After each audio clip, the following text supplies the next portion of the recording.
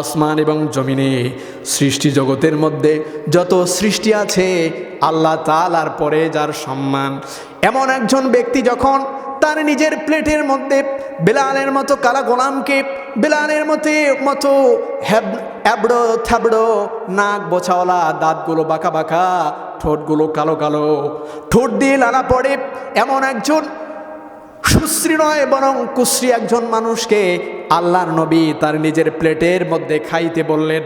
ইয়া রাসূলুল্লাহ, বলুন তো দেখি এটা আমার দুঃখের সংবাদ নাকি সুখের সংবাদ? ইয়া রাসূলুল্লাহ, আল্লাহর নবী বেলাল রাদিয়াল্লাহু আনহু যখন আল্লাহর নবীকে এ কথা বললেন, আল্লাহর নবীকে বেলাল বললেন, ইয়া রাসূলুল্লাহ, আরও একটা কথা আমার আছে, কি জন্য আজকে আমি আপনার সামনে এত সুখের মুহূর্তের মধ্যেও কান্না করছি?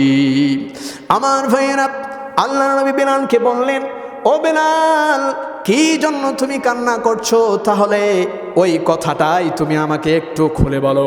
আমার ভাইয়েরা, আমার বন্ধুগণ, বেলাল রাদিয়াল্লাহু তাআলা আনহু তখন বলছেন, ইয়া রাসূলুল্লাহ, ইসলাম গ্রহণ করবার পূর্বে আমি বেলাল যে একজন মানুষ ছিলাম, আমি একজন মানুষ যে ছিলাম এটা কখনো আমি ধারণাও করতে পারতাম না।